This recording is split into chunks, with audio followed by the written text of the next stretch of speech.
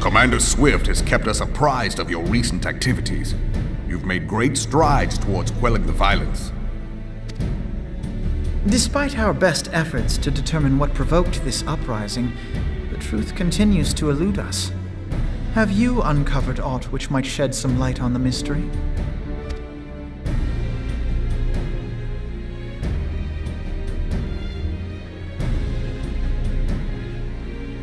This information does not leave this room.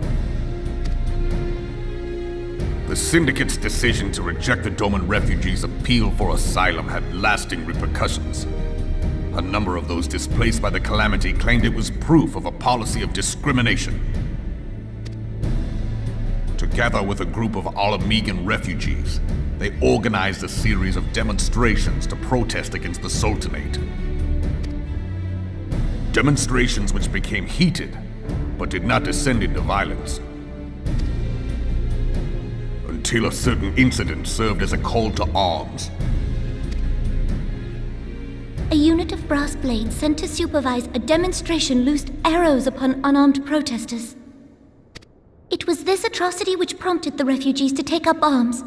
I need not tell you what followed. We assumed at first that the attack was born of a miscommunication. When emotions run high, they happen. But suspicions were raised regarding the unit's commanding officer, whom I ordered interrogated. Sure enough, our fears were soon confirmed. The dog confessed that a merchant had offered him coin to give the order. A merchant in the employ of Teleji Adeleji. Teleji Adeleji? But he spoke in favor of the Doman's cause, and has ever seemed sympathetic towards the refugees' plight. Why would he do such a thing?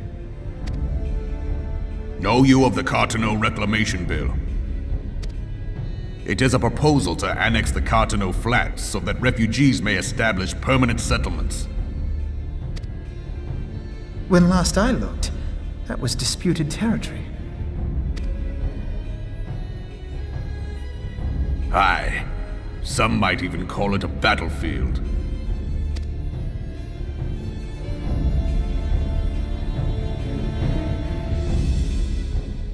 The destruction wrought by Bahamut was greatest at the Cartano Flats. That much is common knowledge. What is less well known is that his rampage laid bare ancient Alagon ruins, of which no record existed. There are certain differences of opinion as to how these ruins should be handled, which is why each nation maintains a military presence in the region to this day. Yet differ though we may, we are still allies. Therefore, in the interest of preserving the Eorzean alliance, we have reached an agreement. Any conflict which may arise during the course of military exercises in the region shall have no bearing on relations between our nations.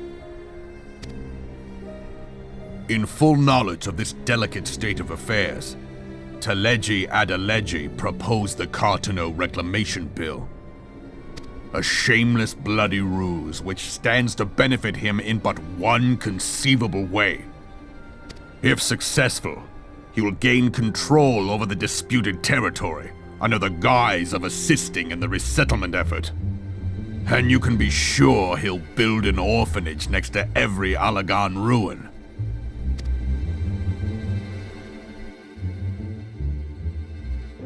The man would threaten the unity of the Eorzean alliance and risk countless lives for personal gain. He walks a path all his own, independent of any faction and beholden to none of his fellows on the Syndicate. By inciting the less fortunate to violence, he hopes to convince others that the Cartano Reclamation Bill is the only viable solution. His sympathy for the plight of the Domans was not but posturing to gain credibility with the refugees.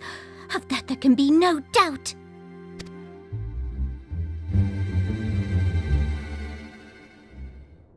Forgive me, but what could possibly motivate Teleji Adeleji to go to such lengths?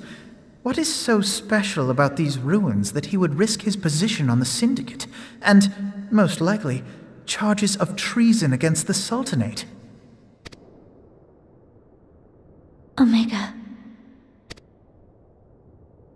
Pardon?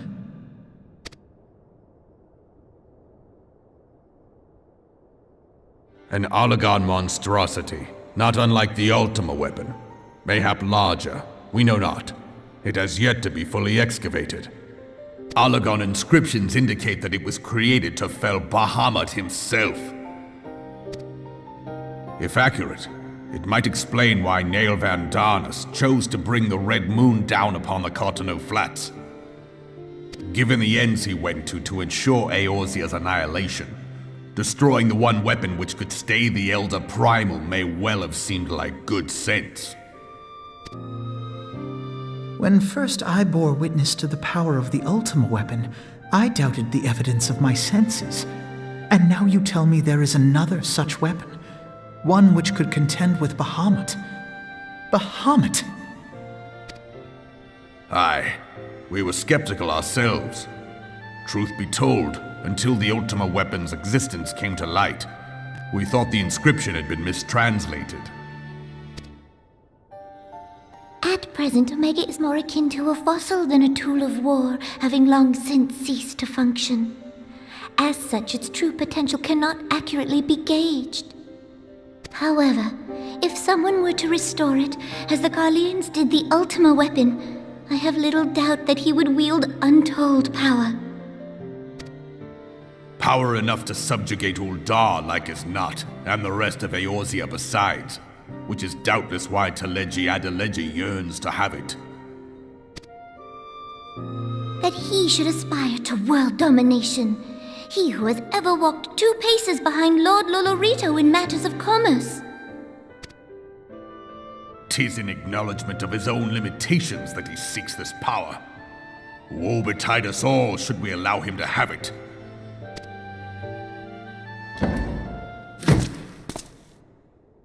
Pray waste no time chasing rats. Only a fool would believe that secrets can be kept in Uldar. It would seem the implications of the Sultanate's refugee problem are rather more far-reaching than we assumed.